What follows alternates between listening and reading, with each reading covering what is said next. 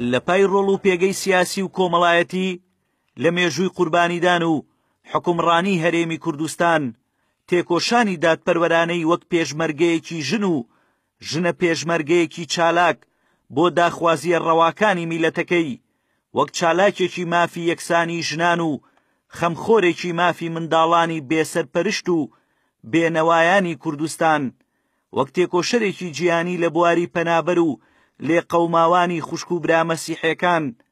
20هەمین خەڵاتی پاپای ڤاتیکان و ئەسیسس پاکس ئینتەرناسیۆنال پێشکەش بەخات و هێرۆ ئیبراهیم ئەحمەد کرا و لە پای ئەو مێژووە پرشنگدارەی ڕێزی لێنرا.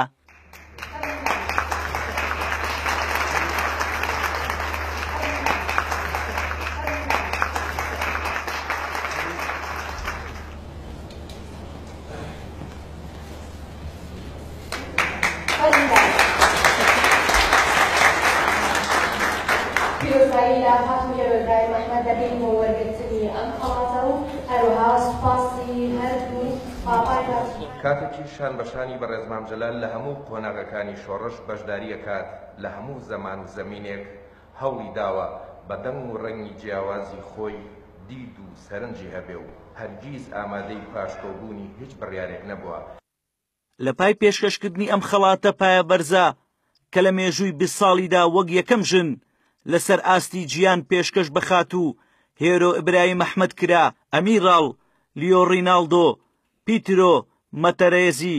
سەرۆک و جێگری ڕێکخراوی ئەسیسس پاکس ئینتەرناسیۆنال ئەوەیان ڕوون کردەوە مێژووی گەلی کورد مێژوویەکی پڕشانازی و سەروەریە. لەناو ئەم مێژوویەدا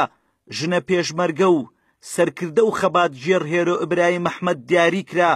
تا ڕێزی لێبنرێ چونکە ژیانی بۆ گەلەکەی و خزمەتکردنی کۆمەڵگای کوردی تەرخان کردووە و لە هەموو قۆناغ و وێزگەکانی کوردیشدا لە خەڵکدا نەبڕاوە و لە خزمەتی گەلەکەشیدا بووە. Hero, è con grande piacere e onore che donna del nostro tempo ژنی ئەم سەردەمە و ژنی دوار ڕۆژمەند ئەوەی جەلابیان کردویانە زیاتر خزمەتێکی زۆر گەورەترە لەوانی ئێمە ئەمڕۆ بتوانین پێشکەشیکەین، بەڵام زۆر وەکو ئەمڕۆ بەڕێستان ئەیبینن خاتوو هێرۆ ئەو خاتوو هێرۆیە کە دروستبوونی ژیانیەوە لە سەردەمی ژیانیەوە دروستبوونیەوە هەتا ئەم دەقەیە بەردەوامە لە خەبەر وەکو ئەمڕۆ لەسەر جیهان لەسەر ئاستی جیهان لەسەر ئاستی عێراق خانمیە. خەڵاتی پاپای ڤاتیکان و ڕێکخراوی ئەسیسین پاکس ئینتەرناسیۆنال خەڵاتێکی جیهانیە و هەر ساڵە و لەسەر ئاستی جیهان دەدرێتە کەسایەتیەکی سیاسی و کۆمەڵایەتی کە پێگەیەکی بەهێزیان هەیە و لە خزمەتی مرۆڤایەتیدان. بۆ ئەم ساڵیش لەسەر ئاستی جیهان و هەرێمی کوردستان خاتوو هێرۆ ئیبراهیم ئەحمەد 20هەمین خەڵاتی پێشکەش کرا وەک یەکەم ژنە سەرکردەش لە مێژووی ئەم خەڵاتەدا دیاری کرا.